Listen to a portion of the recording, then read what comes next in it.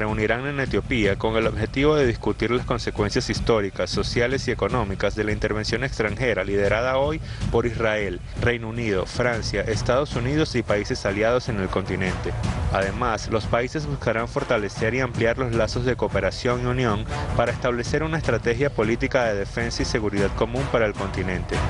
Los gobernantes ven con preocupación las recientes estrategias de golpe suave implementadas por el Occidente que buscan el recrudecimiento de conflictos étnicos mediante el financiamiento de grupos violentos de la sociedad civil y células terroristas entrenadas en el continente europeo.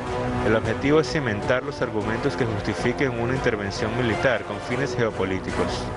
Hoy en Agenda Abierta analizaremos las consecuencias de la injerencia de Occidente en los asuntos internos de los pueblos africanos y veremos las proyecciones de este evento para África en el marco de un mundo multipolar. Intervención extranjera en África, consecuencias ambientales. Vamos con Libia, a ver qué pasa quedándonos en ese punto del continente. Formación de un ejército privado que exacerbó los conflictos sociales. Esto pasó aquí. El asesinato de Muammar el-Gaddafi, líder nacionalista, líder antiimperialista.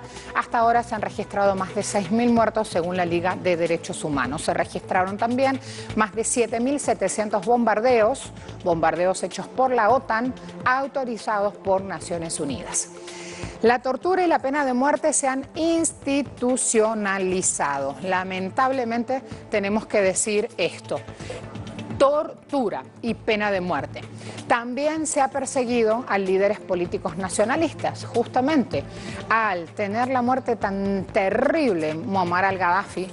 Han cometido un asesinato monstruoso con él. Las imágenes se han ocupado de rodar por el mundo, así como cuando mataban a los dirigentes, a los luchadores, a los representantes de las comunidades de nuestros pueblos indígenas. Bueno, así. Eso pasó en Libia.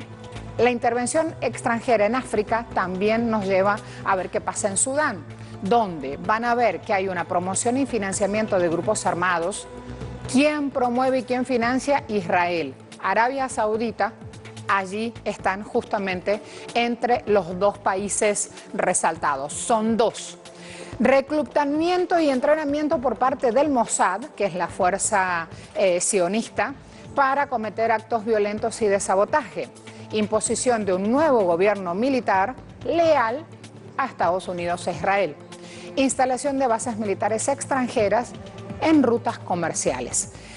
Han fragmentado las pequeñas comunidades, han fragmentado las familias a causa de conflictos internos.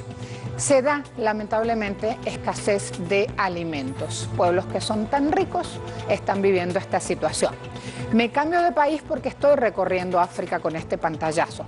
El profe Reinaldo Bolívar sabe y mucho de África. Algunos datos hemos estado recibiendo justamente de la amplia bibliografía, los artículos que tiene publicados sobre el tema.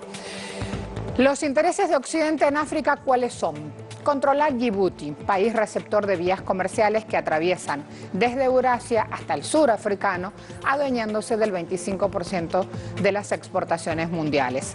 La instalación de bases militares, con esto lo que van a hacer es obstaculizar la franja y la ruta, que es justamente el emblema chino a la hora de lograr un comercio justo en la región.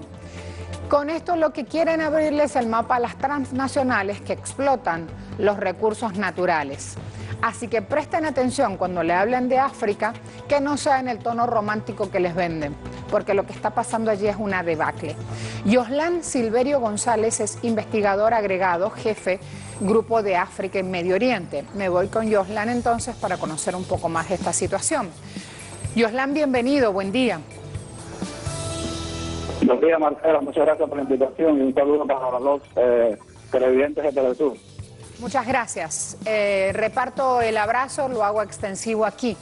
Nos duele África, siempre nos ha dolido, pero ahora el continente africano también empieza a lograr alguna línea en los titulares de los medios hegemónicos occidentales y me gustaría saber entonces por qué cambio está viviendo el continente, si es que está viviendo alguno. Efectivamente, el continente africano se está experimentando una serie de conflictos todavía en algunos países importantes. Ya se hacía referencia al conflicto en Sudán del Sur, también en República Centroafricana, en el este del Congo, el conflicto en Somalia, toda la zona de Sahelo-Sahariana y el norte de Mali específicamente, donde operan varios grupos terroristas. Y efectivamente, cuando hacía referencias a la cumbre que se va a desarrollar en Etiopía, cuando se va a analizar el tema de seguridad, efectivamente los problemas de seguridad todavía siguen siendo muy importantes en el continente africano. Hacemos referencia a la cuestión del terrorismo, donde todavía existen células y grupos activados en toda la zona sahelo-sahariana, en la frontera con Mali, con Burkina Faso, con Níger, el norte de Nigeria y la propia Somalia, donde también estos grupos terroristas actúan con otras redes de crimen transnacional organizado, propiamente entonces otros escenarios de conflictos armados internos que se internacionalizan precisamente por la presencia de esos actores internacionales que hacía referencia en el reportaje, ya sea Estados Unidos y Francia principalmente, aunque Israel también ha dado pasos agigantados, ¿no?, en su presencia militar en el continente africano. Sin duda, estos temas siguen acaparando la atención de los líderes africanos, precisamente por eso es la cumbre que se va a desarrollar para analizar los problemas de seguridad. Yoslan, hay una idea de lo panafricano, una idea instalada cada vez que uno va a los espacios de investigación. ¿Qué comprende? ¿Cómo abordan justamente la mirada africana desde ese enfoque?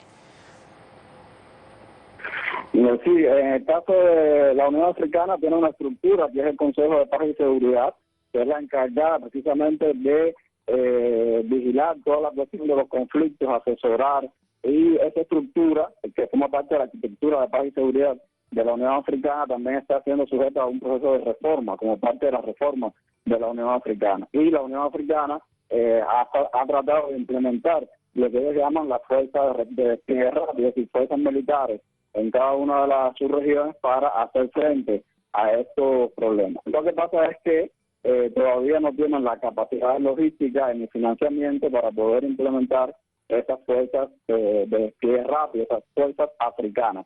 Y esto los lleva a todavía la dependencia precisamente de Estados Unidos y de Francia. Pero cuando vemos entonces el despliegue militar de Estados Unidos y Francia, sobre todo yo quisiera recordar que Francia sigue siendo la potencia principal desde el punto de vista militar en África, es la que más bases militares tiene desplegadas en toda la zona sahelo-sahariana, aunque por supuesto Estados Unidos con el AFRICOM tiene la capacidad de poder desplegarse en cualquier territorio del continente africano que hay algún conflicto o una situación que afecte sus intereses de seguridad nacional, como siempre ellos abogan, ¿no? Y entonces, en este sentido, hay una gran intencionalidad por parte de los líderes africanos de lograr disminuir esa dependencia a Occidente en cuanto a materia de seguridad y defensa. ¿Cuántas vidas lleva justamente esta disputa en el continente africano? ¿Cuántos líderes han puesto su vida a disposición de los estados, de sus patrias, buscando avanzar justamente en esta conquista de la libertad? Hay emblemas. Yoslan, siempre sumo en el debate bibliografía, información, autores que investigan África, por la importancia justamente de usar este espacio con pedagogía, con conceptos que cuando vamos a conocer África nos encuentran unidos. Vemos que hoy por hoy también nos pasa esto, sobre todo en el continente americano, sobre todo con ese Estados Unidos que actúa como un perro de caza.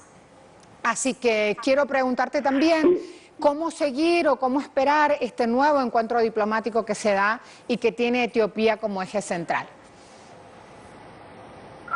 Bueno, pues esperemos que sea positivo en este sentido, aunque de todas maneras, los problemas de seguridad a los que afectan a África son tan grandes y multidimensionales que efectivamente la voluntad política es importante, pero hace falta recursos también para poder implementar todo esto. De todas maneras, pienso que Estados Unidos, Francia y la Unión Europea como institución no van a ceder espacios en este sentido, van a mantener su presencia militar, sus programas de colaboración, tanto militares como civiles, porque la Unión Europea también tiene varias misiones de carácter civil desplegadas en escenarios de conflictos. Francia va a seguir teniendo una preeminencia no solo militar, sino económica en el continente africano.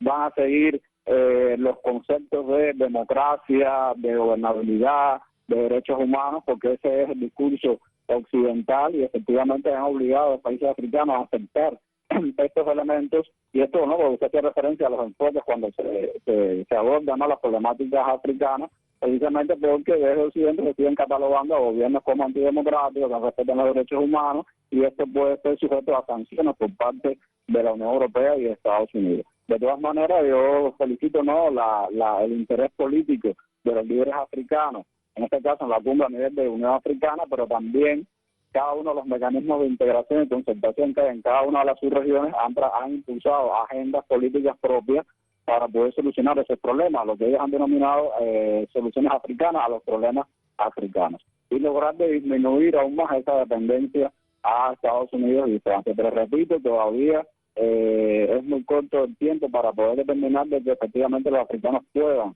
revertir toda esta situación en un corto plazo y lograr una soberanía desde el punto de vista militar.